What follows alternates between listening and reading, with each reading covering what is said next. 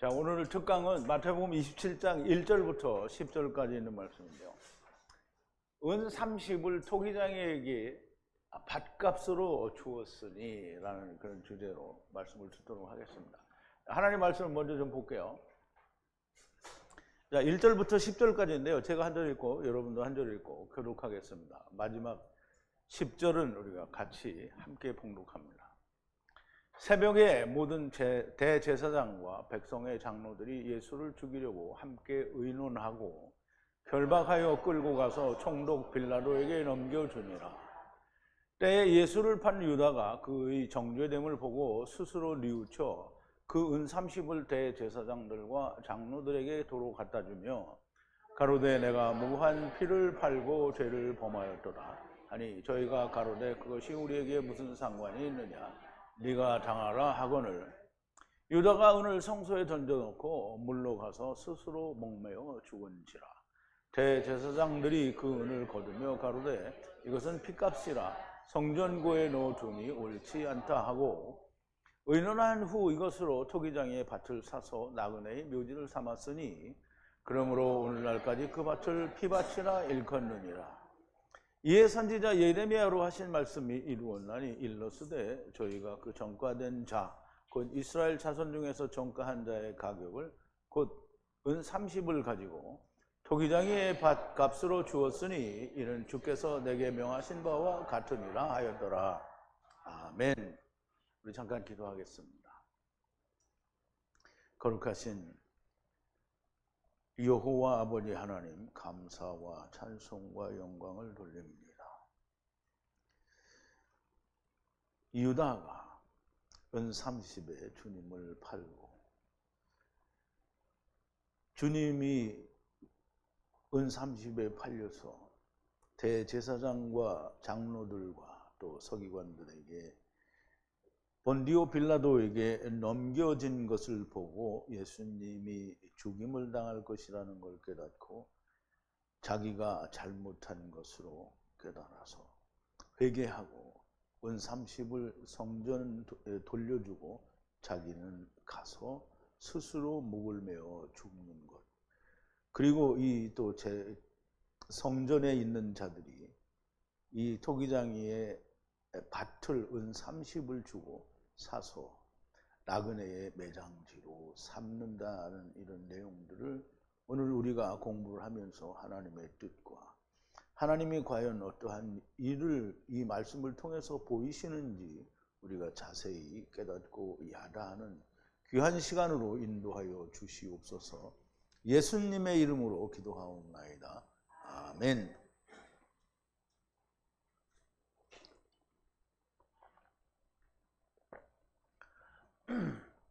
어제 우리가 교제를 하는 동안에 이제 다 끝나고 나서 우리 몇몇 남은 분들과 교제를 하면서 이 토기장이 이게 은 30을 주고 밭을 샀다는 내용을 일부 사람들은 다 들었어요. 근데 안 들으신 분들이 더 많고 또 주변에 있는 분들은 다 안 들으셨으니까 오늘 이 일을 통해서 토기장이는 누구인지, 토기장의 밭은 무엇인지, 나그네의 매장지로 삼았다라는 말은 무슨 말인지, 또 은 30으로 토기장의 밭을 샀다는 또 다른 의미는 무슨 의미인지 이런 것들을 좀 자세히 배우도록 하겠습니다. 먼저 오늘 이 토기장의 밭을 산 내용을 공부하기 전에 우리가 어제 공부한 내용을 조금 되새김을 해보겠습니다. 예수님께서 가라사대 네가 말하였도다. 이게 대제사장이 네가 하나님의 아들인지 그리스도인지 우리에게 하나님께 맹세하고 말을 하라. 이렇게 얘기했어요. 그랬더니 주님이 네가 말하였도다 라고 말씀하시고 그 뒤에 뭐라고 하시냐면 이제부터는 너희가 인자가 앉은 우편의 차바들과 함께 하늘로부터 내려오는 걸, 구름 타고 오는 것을 네가 보리라 이렇게 얘기를 했거든요. 그랬더니 구름 타고 오는 게 무슨 말인지는 모르겠지만 하나님의 아들이라고 말하는 데에는 이제 꽂힌 거죠. 이건 죽여야 되는 거거든요. 왜냐하면 사람이 자기가 하나님의 아들이라고 했으니까 하나님과 동등됨을 여겼다라고 생각을 하는 거예요. 그게 요한복음 10장 30절 이후에 보면 나오죠. 구름을 타고 오는 것을 볼 것이라고 하시니 대제사장이 자기의 겉옷을 찢고 아직 증인을 가질 필요가 있냐. 이 말은 이렇게 우리가 명확한 증거를 봤는데 그래도 아직 우리가 무슨 또 증인이 필요하냐 이런 말이죠. 그의 회방을 듣고, 회방은 성령 회방죄에 사용되는 그 회방을 말해요. 회방을 듣고 보았다라고 하며 이것은 죽음에 해당하는, 사형에 해당하는 죄라고 그렇게 단정지어서 말하죠. 한편 사람들이 예수님의 얼굴을 침을 뱉고 또 여럿이 와서 막 때리는 거야. 그리고 이제 침을 뱉는다라는 말은, 침은 이제 율법이라고 얘기할 수 있는 그 풀에서 유래가 되는 단어가 되는데요. 그래서 풀을 율법에서 내쫓았다라는 그런 의미로, 그래서 우리가 요한계시록에 보면 네가 이같이 미지근하여 차지도 아니하고 더럽지도 아니하니 내가 너를 내 입에서 토하여 내치리라 라는 이제 그런 의미와 비슷한 의미가 있어서 예수님을 율법으로부터 내쳤다라는 그런 의미도 되고요. 그리고 여러 사람이 때리고 그리스도야 네가 선지자 노릇을 해보라 하고 이제 자기들이 누가 때렸는지 맞춰라 이렇게 얘기를 하는데요. 정말 말할 수 없는, 감히 주님께 할 수 없는 그 수치스러운 능욕을 행하는 거죠.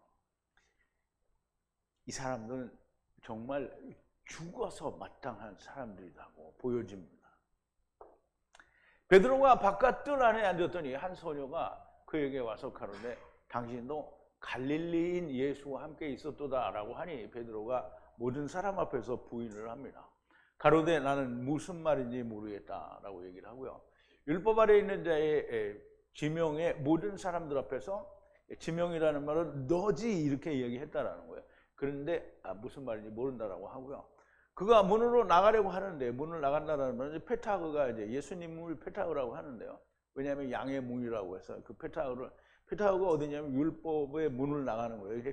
여기서는 물리적으로는 제사장의 집에 뜰에 있는 집의 문을 나가려고 하는 거죠. 그런데 다른 나라가 그를 보고 거기에 있는 사람들에게 말하되 이 사람도 나사렛 예수와 함께 있었다라고 합니다. 그랬더니 베드로가 또 다시 맹세를 해요. 그리고 맹세와 함께 부인하여 그 사람 안드로포스를 나는 모른다라고 얘기를 하죠. 그리고 잠시 후는 이제 카타네 때를 얘기하는 건데요. 섰던 자들이 들어와 베드로에게 말하되 진실로 당신이 그들 중에 있었다.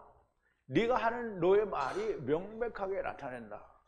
라고 얘기를 하니까 베드로, 그 믿음의 반석 위에 세워져야 할 유대인들을 말하는 거예요. 유대인들이 갈릴리 예수를 부인하고 이 세계 가지 나사렛 예수를 부인하고 또 주와 함께 있었어야 하는데 그걸 부인하는 거예요. 그럼 베드로가 부인한다는 말이 아니고요. 베드로, 즉 반석이라고 하는 믿음 위에 세워져야 할 유대인들을 말하는 거예요.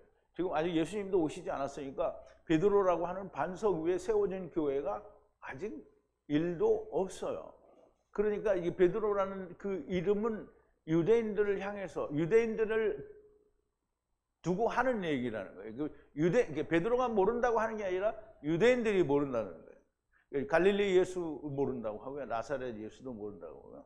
네가 함께 있었다고 해도 모른다는 거야. 그런데 저주하고 맹세하여 말하되 그 사람을 알지 못하노라 하니 곧 닭이 울더라. 닭이 우니까 베드로가 전에 주님이 하신 말씀이 닭이 울기 전에 네가 나를 3번 부인하리라고 하신 말씀이 생각이 나서 밖에 나가서 심히 통곡하였다라고 얘기를 합니다. 그러면 이 베드로가 3번 부인하는 거는 유대인들이 3번 부인한다는 거고요. 언제까지 부인하냐면 주님이 아침이 올 때까지니까 주님이 다시 오실 때까지 부인한다는 거예요. 그래서 3때 동안 부인한다라는 얘기가 됩니다. 재림 때까지 이렇게 부인하게 된다는 말이고요. 이방인들에게도 이러한 일이 동일하게 일어난다라는 얘기가 됩니다. 그러면 이방인들에게도 동일하게 일어나고 유대인들에게 일어나는데, 그러면 이 이방인들이고 또는 유대인들에게 일어나는 카타는 그럼 다 어디 갔냐? 그 카탄이 이제 요한복음 21장에 가면 나오죠. 카탄들이. 베드로를 통해서 또 나오게 되는 거예요.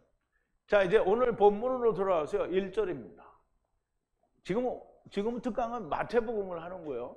그런데 요한복음하고 비슷한 시기를 흘러가기 때문에 비슷한 내용도 겹쳐지는 내용도 많이 나옵니다. 새벽에 모든 대제사장들과 그 장로들과 백성들을 취하여 예수를 대적하여 그를 죽이기로 의논을 합니다. 아침 일찍이. 이제 이거는 예수님이 올 때를 말하지 않고 바로 그 다음 날을 말하는 거죠. 그런데 아침이 되니 취하고, 뭘 취하냐면 모두를 취하는데, 그 모두가 누구냐면 대제사장들과 그리고 장로들과 그리고 백성들의 장로들과 그리고 그들이 예수님을 대적하여, 이 말이에요. 카타라는 말은 대적한다, 어떤 것에 반하여라는 그런 뜻이에요.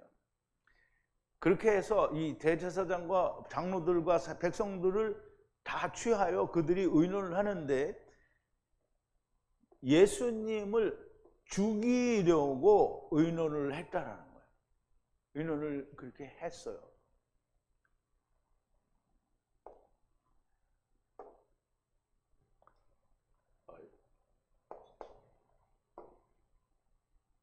새벽, 곧 아침 일찍은 빛이 오기 직전이고요. 주님이 죽으시고 다시 사시면 아침이고 참빛이 온 겁니다. 이 아침 일찍이 모일 사람은 다 취하여 주를 대적하여 죽이기로 의논을 하니, 그리고 그를 묶어서, 2절인데요. 그리고 그를 묶어서 데려다가 총독 빌라도 본디오에게 주님을 넘겨주니라 그랬는데요.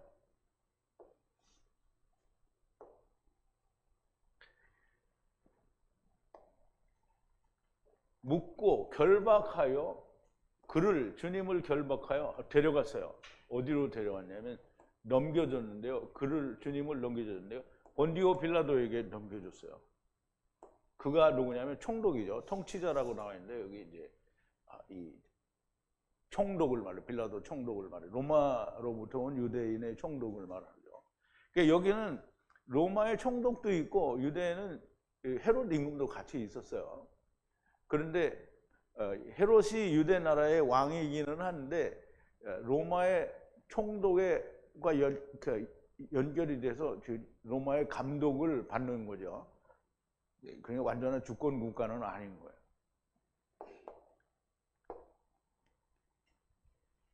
주님을 묶어서 데리고 로마의 총독 빌라도에게 예수님을 넘겨줬어요. 그럼 이제 왜 유대 나라에서는 자기들이 재판을 하면 되는데 왜 로마의 총독에게 넘겼느냐?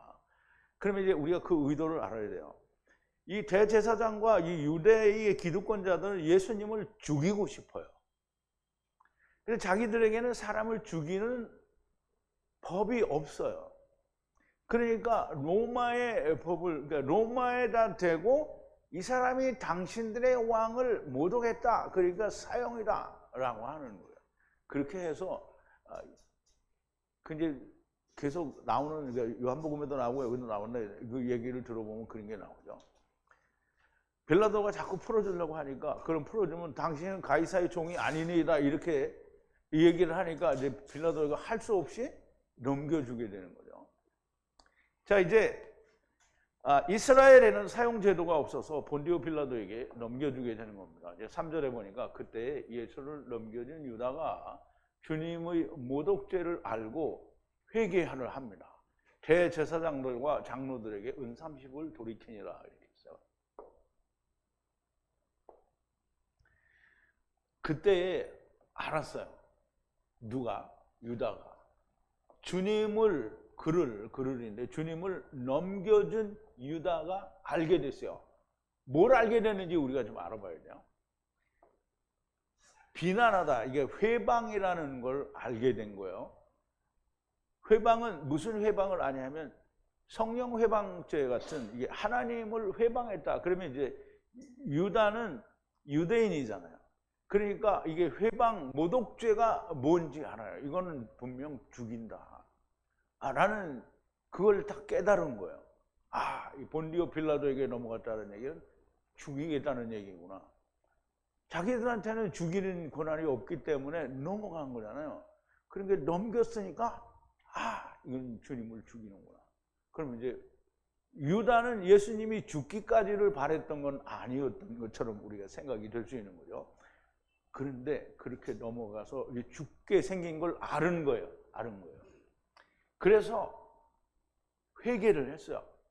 이게 메타노에오라는 그 회개라는 단어에서 약간 변형이 된 건데 같은 동의어예요, 동의어. 이제 이것도 회개한다라는 뜻이 있어요. 그래서 회개했어요. 내가 돌아섰어요. 돌아섰는데 돌아서 가야 되잖아요. 그냥 죽어버린 거예요. 그러니까 주님이 얘기하신 거예요. 차라리 낫지 않았으면 좋을 뻔했다라고.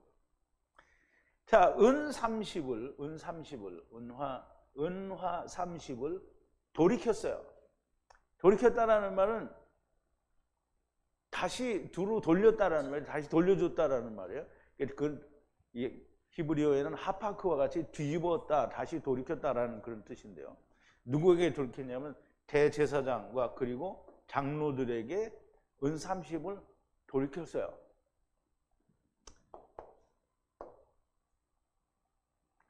유다가 주님이 모독죄가 되어 로마의 총독 본디오 빌라도에게 넘겨진 것을 보니 죽임을 당하게 된 것을 알고 회개하고 은 30을 대제사장과 장로들에게 돌이킵니다. 사실 이제 은 30은 돌이킬 수가 없는 거죠. 다시 돌이킬 수가 없습니다.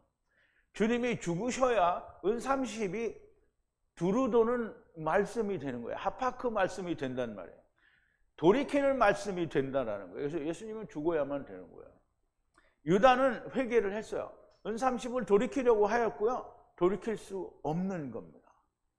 돌이킬 수 없이 그러면 예수님은 기록된 대로 죽으셔야만 되는 거죠. 그래서 그냥 그렇게 죽게 내버려 두고 자기는 할 일을 한 거예요.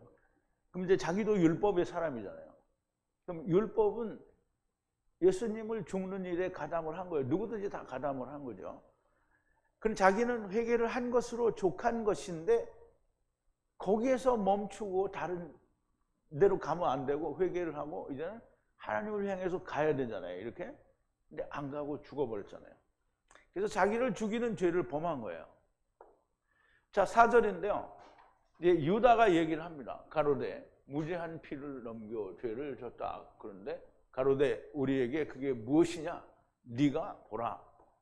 지금 유다와 예수님을 넘겨준 유다와 돈을 가져와서 대제사장과 이 장로들에게 주고 이 말을 하는 거예요. 가로되 무죄한 피를 넘겨 죄를 졌다. 그런데 가로되 그럼 이제 대제사장과 장로들에게 그래 그게 우리하고 무슨 상관이냐? 그럼 네가 보라. 그러면 뭘 보라는 거예요? 네가 보라. 피값을 보라는 거예요. 피값을 보라. 그러면 네가 볼 일을 보라는 거죠. 유다가 은 30을 돌이키며 무죄한 피를 넘겨 죄를 지었. 이거 봤어요? 안 봤죠?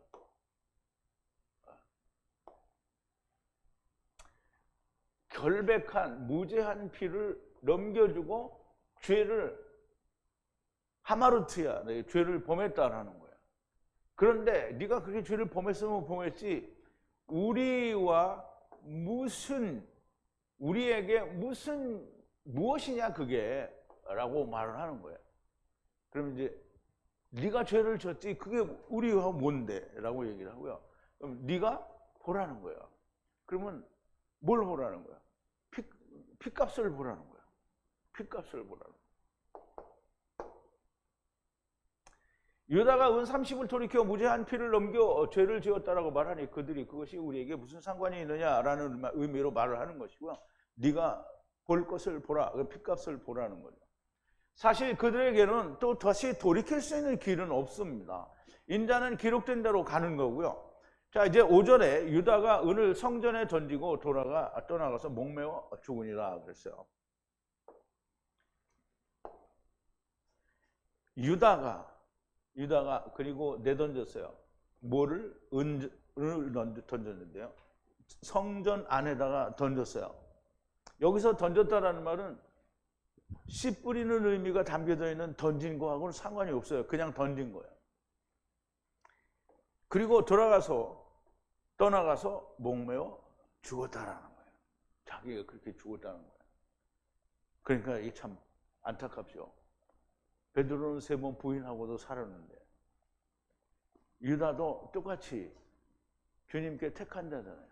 그러니까 회개를 했으니까 이제 아무리 창피해도 주님을 기다리면 되는 건데 자기가 죽어버렸어요. 유다가 은을 성전에 던진 것은 씨 뿌린다는 의미가 들어있지 않아서 그냥 던진 거예요. 씨 뿌린다는 의미가 들어있으려면 또 그런 일이 그걸로 말미암아 사는 일이 일어나야 되는데, 이것은 어디로 갈 거냐면 다시 살리는 일을 위해서 쓰는 게 아니고요, 이런 음부와 이 천연왕국에 대해서 사용될 거기 때문에 다시 들어가면 안 되는 거예요. 그래서 그냥 던진 거예요. 회개를 하기는 하였으나 자기를 죽이는 죄를 범하게 된 거죠. 6절인데요. 대제사장이 그 은을 취하고 말하기를 고르반에 그것을 던지는 것은 정당하지 않다. 이는 피값이기 때문이다. 이렇게 말을 하는데요. 이 말은 무슨 말이냐면, 그런데 대제사장이 취하여, 그럼 이제 유다가 던진 은을 취하여, 은화를 취하여 말하기를 정당하지, 합법적이지 않다는 거예요. 뭐가 합법적이지 아니냐면 고르반이라고 하는데요. 고르반은 이제 이스라엘의 성전에 있는 예물들이 들어오면 이제 이 갖다 두는 창고가 있어요. 그게 고르반이에요. 그래서 사람들이 자기 아버지나 부모님을 공양할 수 있는 어떤 이게 있으면 갖다 주지는 않는데 그 이름을 고르반 이렇게 하면, 이거는 이제 하나님, 이게 우리 집에 있지만, 나한테 있지만 고르반에 지금 하나님의 보물 창고에 들어간 것과 똑같다, 이렇게 생각을 하는 거예요. 그러니까 미친놈들이 이게 지금 만드는 거예요, 쟤네들이. 그러니까 예수님이 고르반 하는, 네가 그걸로 하나님의 말씀을 폐하는 자가 아니냐, 이제 그렇게 얘기를 한 거죠. 그래서 어쨌든 고르반이라는 사전적인 의미는 성전 그 문 앞에 있는, 성전 안에 있는 그 이 고르반, 지금 예물 창고를 고르반이라고 하는 거예요. 그리고 고르반 안으로 그들을 던지는 거. 여기서는 던지는 게 씨 뿌린다는 의미가 들어있는 던진다라는 뜻이에요. 그래서 이 발레오라는데 발레예요. 근데 이 말은 거기다 던지는 거는 씨 뿌림으로 한 던짐이 옳지 않다는 거잖아요. 그래, 이게 왜냐하면 블러드, 피 값이기 때문이잖아요. 피값이기 때문에. 근데 사실 피값이 글로 가도 틀리지는 않아요. 왜냐하면 피값으로 이루어지는 거니까. 그런데 성경에 예언된 것이 다르기 때문에 거기다 못 두는 거예요. 이미 기록에는 이 값으로 토기장이에게 던지기로 되어 있는 거예요. 여호와께서 내게 이르시되 그들이 나를 헤아린 바 그 준가, 그게 은 30을 말하는 거예요. 준가를 토기장이에게 던지라. 그럼 토기장이 누구라 해서 여호와 하나님을 말하는데요. 던지기를 하시기로 내가 곧 그 은 30을 여호와에 전해서 토기장이에게 던지고 그랬어요. 물론 토기장이가 하나님을 말씀하기는 하는데 여기서는 물리적으로 이제 토기를 굽거나 하는 사람들을 말하는 거겠죠. 근데 어쨌든 거기에 토기장이에게 던졌다라는 말이에요. 하나님께 던졌으니까 하나님이 알아서 쓰시는 건데요. 자, 이제 토기장이는 누구인지, 그리고 그 토기를 만드는 그 존재들은, 그러니까 토기가 되는 자들은 누구인지 우리가 한번 보죠. 이게 시사서 64장 8절에 보면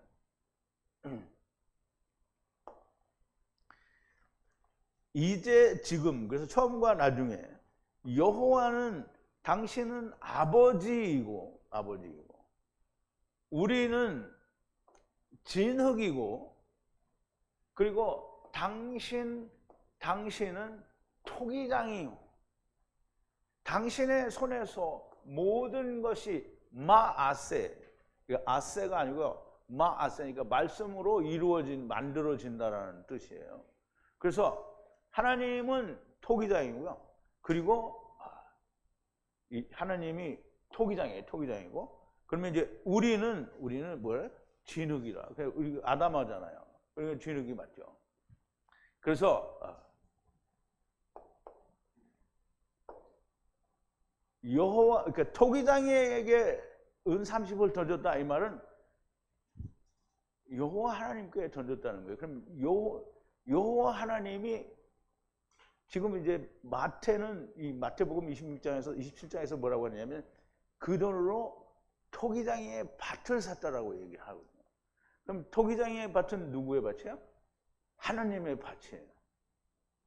그래서 토기장이에게 던지는 것을 마태는 토기장이의 밭을 사는 것이라고 말을 하고요. 7절에 의논하고 대제사장과 장로들이 의논하고 그것으로 토기장이의 밭을 사서 취하여 나그네의 묘지로 삼았다 그러는데요. 의논한 후, 즉 상담을 하고 난 뒤에 그리고 취하여 그것으로 토기장이의 땅, 밭을 사서 취하여 토기장의 밭을 사서 그걸 자기들이 취하여 나그네의 매장지로 사용을 했다는, 매장지가 되게 했다는. 그럼 매장지로 취하였다 이렇게 해석을 해도 되죠. 취하다라는 말을 거기다 갖다 이렇게 연결을 해도 됩니다. 어쨌든 의미상으로는 토기장의 밭을 사서 나그네의 매장지로 장사를 하는 곳으로 썼다라는 말이에요. 토기장의 밭을 사서 나그네의 매장지를 삼았다라는 이 매장지라는 말은 히브리어로 말하면 이제 이 막벨라 굴 그걸 말을 하는데 그게 뭔지는 잘 생각이 안 나요 지금.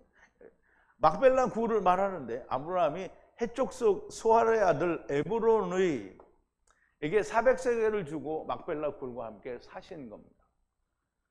그러면 소할의 밭머리에 있는 막벨라 굴이라고 했으니까 밭과 함께 막벨라 굴을 산 거잖아요. 에브론이 아브라함에게 대답하여 가로되 내 주여 내게 들으소서 땅값은 은 400세겔이나 나와 당신 사이에 어찌 교개하리이까 당신의 죽은 자를 장사하소서. 아브라함이 에브론의 말을 쫓아 에브론이 해쪽 속에 드는 데서 말하는 대로 상고의 통용하는 은 400세겔을 달아 에브론에게 주었더니 마므레 앞 막벨라 앞에 있는 에브론의 밭을 바꾸어 그 속에 굴과 그 사방에 들린 수목을 다 성문에 들어온 해족속 앞에서 아브라함의 소유로 정한지라. 그럼 에브론의 거였는데 아브라함이 샀잖아요. 막벨라 굴은 아브라함 거예요. 하나님 거에 된 거죠. 그 후에 아브라함이 그 안에 사라를 가나안 땅 마므레 앞 막벨라 앞 밭 굴에 장사하였더라. 마므레는 곧 헤브론이라.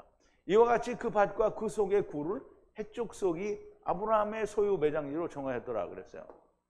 그러면 아브라함 하느님이 소할의 아들 에브론의 밭에 있는 그 밭과 막벨라 굴을 동시에 산 거예요.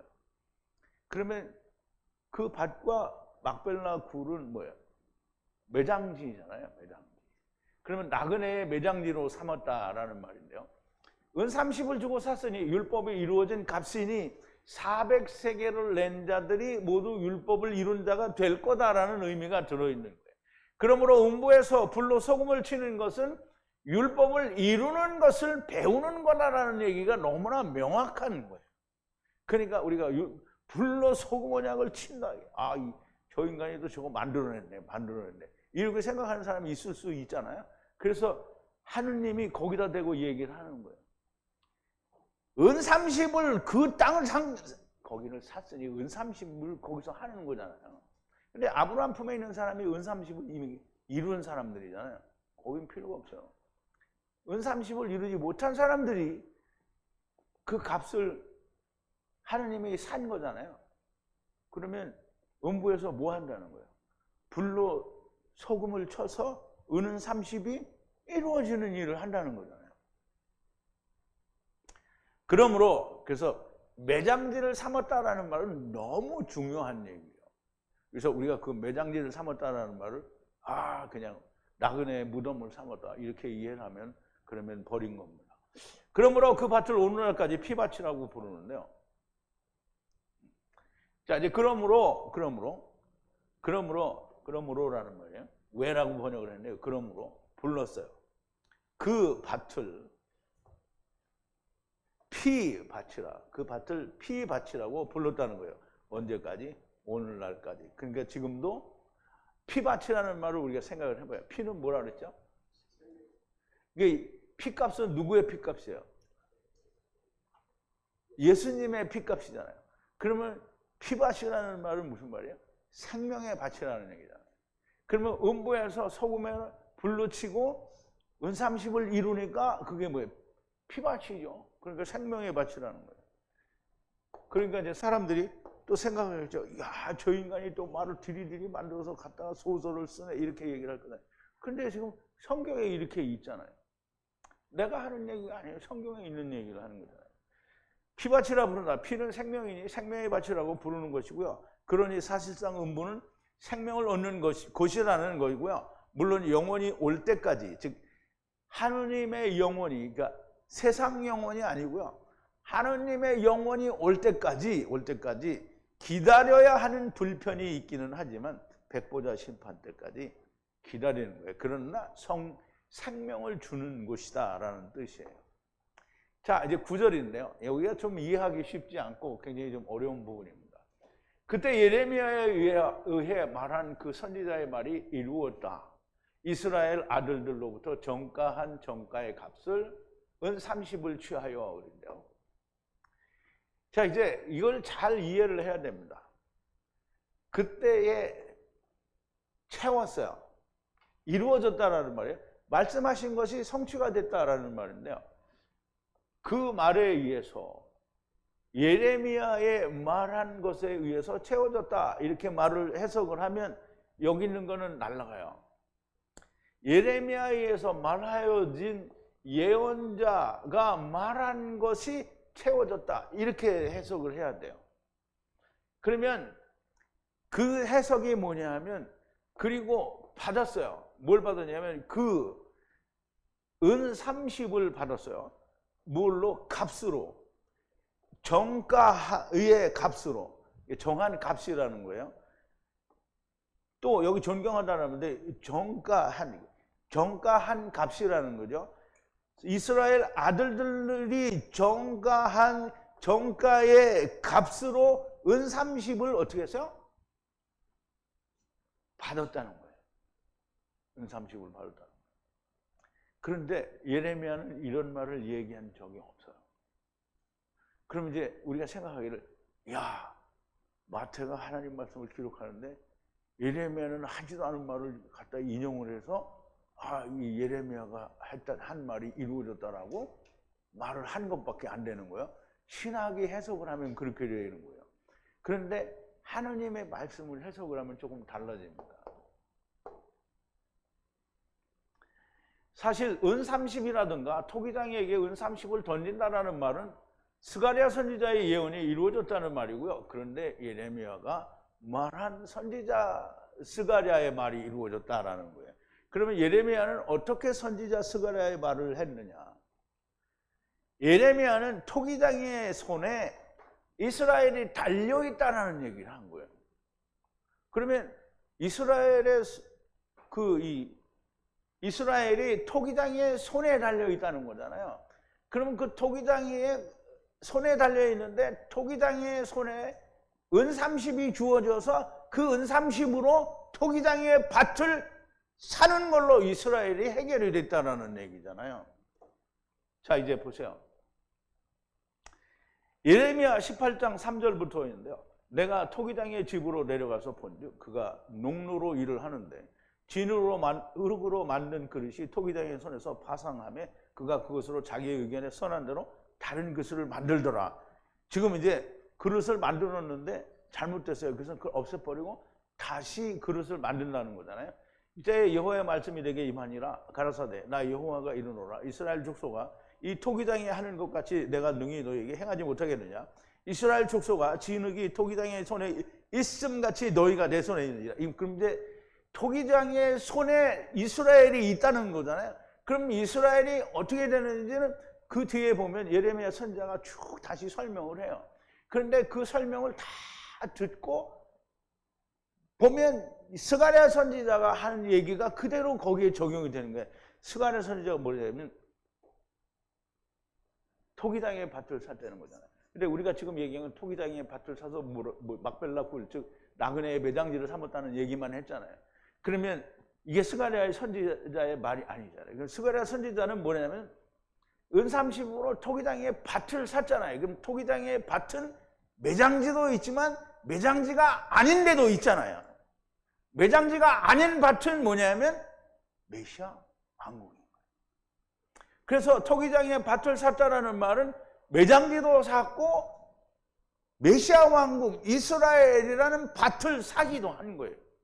그래서 그거가 이루어진다. 이렇게 지금 예레미야 선지자가 이야기한 내용을 스가랴 선지자의 말로 이루었다라는 것을 마태가 그렇게 설명을 하는 건데, 주석은 뭐라고 하냐면 예레미야 선지자가 말한 것보다는 오히려 스가랴가 이야기한 거다. 그러면 마태는 뭐가 된 거냐면 정말 이상한 인간이 된 거예요. 있지도 않은 말을 인용하여 말하고 스가랴가 말을 했다라고 얘기를 하면, 예레미야가 얘기를 했다고 하면 스가랴 선지자는 어디로 간 거예요? 그러니까 성경을 우리가 신학에 의해서 해석을 하면 이렇게 말도 안 되는 헛소리를 하게 되는 거예요. 그런데 너무나 명백하게 마태는 하나님의 성령의 감동하심을 입은 사람이요, 하나님의 말씀을 기록한 사람이잖아요. 근데 이 사람이 아무 의미도 뜻도 없이 알지도 못하는 예레미야 선지자의 글이 이루었다라고 말을 하는 게 아니란 말이죠. 그분이 말을 한 선지자의 글이 이루어졌다라는 거예요. 그러니까 두 사람의 얘기가 다 들어간 거예요.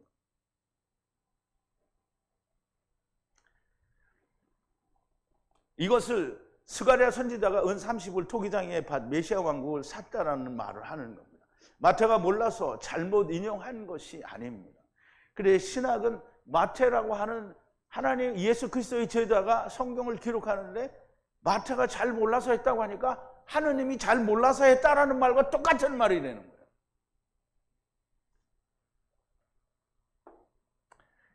앞서 설명드린 음부는, 아까 말한 매장지를 설명을 드리는 음부는 메시아 왕국 이전에 죽은 자들이 당연히 가요.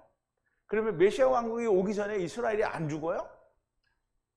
죽잖아요, 다. 그럼 그 죽은 자들이 어디로 가냐고요? 나그네 매장지로 가는 거예요. 막벨라 굴로 가는 거예요. 그러니까 그 얘기도 들어있고, 그 다음에 이스라엘이 다시 살아나야 되잖아요. 메시아 왕국을 주님이 회복해야 되는데, 그 메시아 왕국을 또 이야기하는 거예요. 은30에 그거를 샀어요. 그럼 메시아 왕국에서 은30이 이루어져야 되는 거잖아요.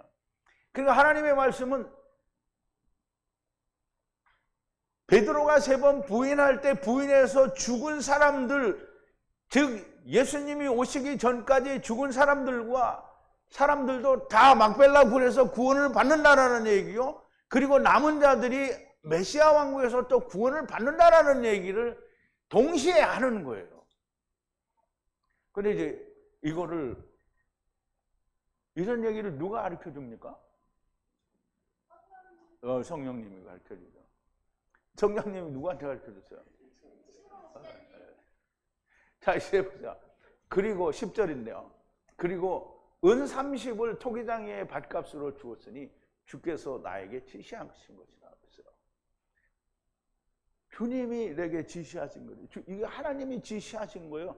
토기장의 밭을 사라고 지시하셨단 말이에요. 그럼 하나님이 토기장의 밭을 사는데 그냥 밭만 사고 그 의미가 아무것도 없으면 뭘 한 거예요? 왜 토기장의 밭을 산 거예요? 뭔가 의미가 있는 거잖아요. 그러니까 베드로가 3번 부인할 때 죽은 유대인들 음부에 가 있을 거 아니에요. 그래서 그거 구원한다는 얘기를 이거 이렇게 쓰신 거예요. 그러면 이제 유대인들이 또 남아 있잖아요. 그럼 그때 안 죽은, 예수님 오실 때 안 죽은 놈들이 있을 거 아니에요. 그러면 그걸 또 어떻게 해요? 그거 거둬야 되잖아. 그러니까 메시아 왕국으로 가라니. 그래서 유대인들만 남아 있는 게 아니고 그때는 누구도 있어요? 이방인들도 디리디리 남아 있잖아요. 그러니까 디리디리 남은 유대인과 이방인들을 다 통틀어서 어디에? 메시아 왕국. 그리고 그걸 천년왕국이라고 하는 거예요. 거기다 다 쳐잡아놓고 뭘 하는 거야? 은삼십을 가리키는 거잖아요. 그럼 얼마나 좋아요. 마귀도 없고 하나님 주님과 주님의 천사들, 우리가 첫째 부활에 들어간 자들이 다 와가지고 가르쳐 주잖아요. 마귀도 없어. 얼마나 좋아요. 그냥 그때 빨리빨리 믿어서 주님과 하나가 되면 되는데, 천년이 지나니까 마귀가 딱 풀려나오네. 그래서 또 미혹질을 시작을 하니까 많이 미혹이 또 되는 거예요. 자, 이제 어쨌든 주님이, 하나님이 내게 지시하신 거예요. 토기장의 밭을 사라고 지시하셨다는 거죠. 당연히 스가랴 선지자에게 지시하신 대로 이루어진 것이고요. 지시한 대로 이루어진 것이고, 토기장의 밭을 샀다는 말씀은 1차적으로는 당연히 메시아 왕국, 천년왕국을 사신 거고요. 그러나 나그네의 매장지를 삼았다는 말은 메시아 왕국 전에 음부에 가는 자들은 막벨라 굴로 가야 한다는 말을 설명하신 거고요. 또 마가복음이 설명하는 것이 충분하지가 못하다고, 우리는 다 충분하잖아요. 그런데 충분하지 못하다고 다른 사람들이 또 모르니까 하느님이 여기 추가적으로 또 설명을 하는 거예요. 여기에서 또 아버지께서는 막벨라 굴, 즉 음부에서는 과연 무슨 일을 하는지 설명이 어렵고 이해도 쉽지 않은데, 은30으로 토기장의 밭을 사심으로 토기장의 모든 밭에 있는 것 안에서는 은이 30이 되는 일을 한다는 것을 더욱더 분명하게 말씀하시는 겁니다.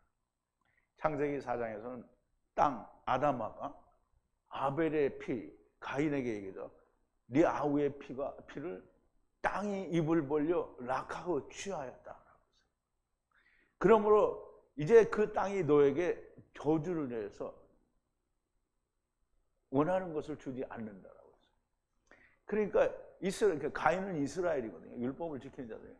가인이 아담마에서 얻을 수 있는 게 없어요. 왜? 예수님이 벌써 이루었거든요. 그러니까 베드로가 3번 부인하죠. 그러면 가인은 3번 부인하게 돼 있어요. 그러니까 땅이 효력을 주지 않는다라는 말씀을 하신 거예요. 아담아, 땅이 입을 벌려서 아벨의 피를 취하였다라는 것도 여전히 아벨의 피가 모든 아담아에게 효력이 있다라는 얘기를 하는 거예요. 그러면 이제 땅이 입을 벌려 아벨의 피를 취하였는데, 그게 땅이 입을 벌려서 아벨의 피를 취해서 그게 무슨 상관이지? 모르잖아요. 근데 오늘 나왔잖아요. 토기장의 밭을 산 거예요. 그게 예수 그리스도의 피가, 즉 아벨의 피가 땅에 쏟아져서 땅이 입을 벌려 그 피를 취하였으니 토기장의 밭을 산 것이 아니겠느냐. 그거 아닌데? 그래, 그렇게 말하는 사람은 다 음모로 하세요. 잘 가시오.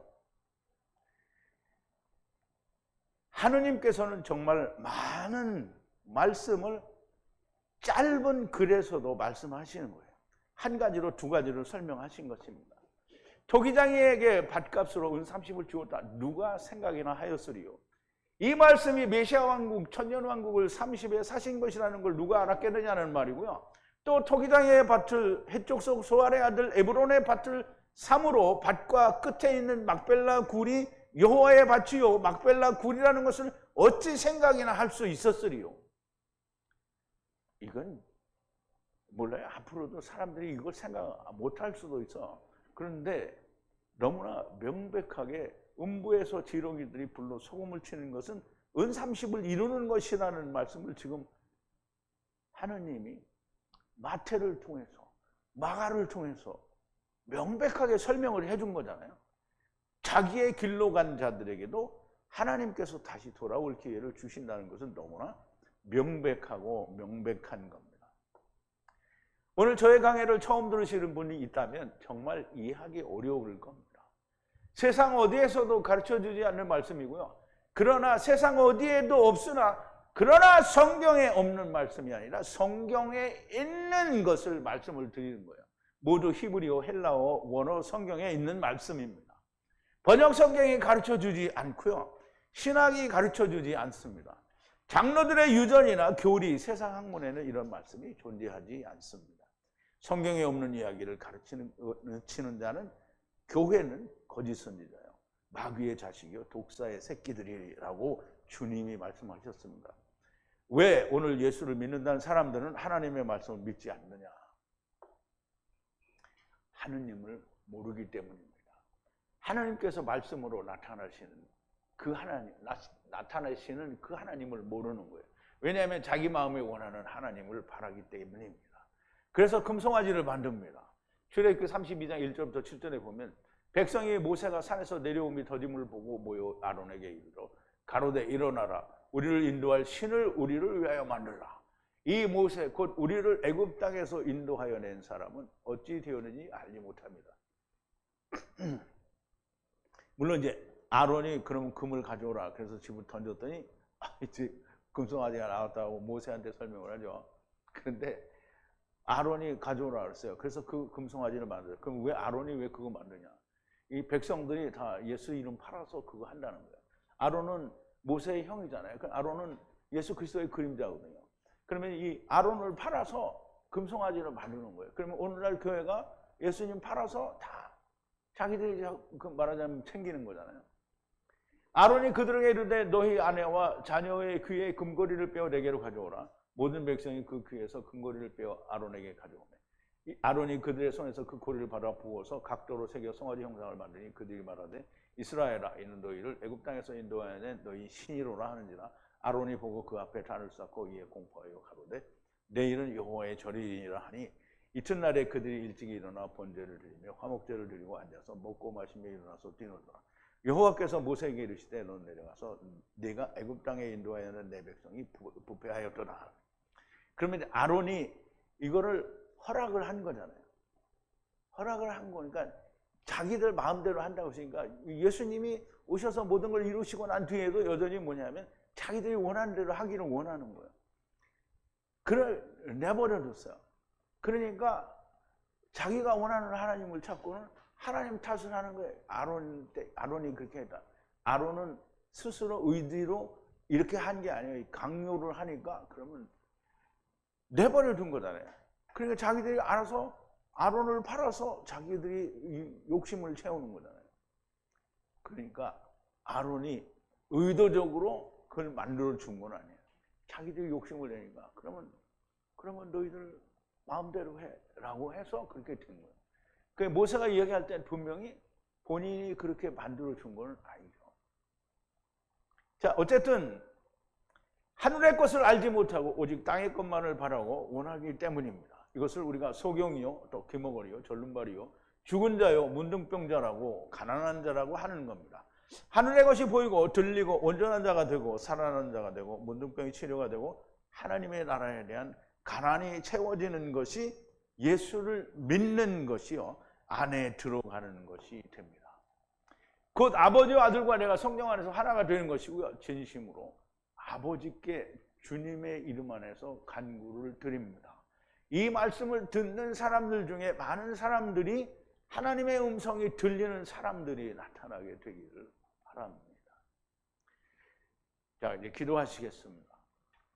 거룩하신 여호와 아버지 하나님, 예수님을 율법에 넘겨주고 받은 은 30을 유다는 주님이 본디오 빌라도에게 넘어갈 때 사용을 받게 되는 것을 알았습니다. 그래서 회개하고 은 30을 돌이키려고 하였으나 대제사장과 장로들은 그 돈을 토기장이의 밭을 샀습니다. 유다는 회개를 하였으니 주님이 오시기를 기다리면 될 텐데 자기를 죽여버리는 죄를 범하였고, 대제사장과 이 장로들은 토기장이의 밭을 삼으로 주님께서 예언하신 스가랴 선지자의 말대로 모든 것이 이루어졌으며, 토기장이의 밭을 산 것은 막벨라 굴을 산 것이요, 또 막벨라 굴이 함께 있는 밭을 샀으므로 메시아 왕국 곧 천년 왕국을 은 30으로 샀다라는 말씀도 되는 것을 오늘 우리가 공부를 했습니다. 아버지 하나님, 하나님께서는 이처럼 모든 경우에 그 누구도 버리지 않는다라고 하신 말씀이 이루어지고 성취되어지는 것을 우리가 봅니다.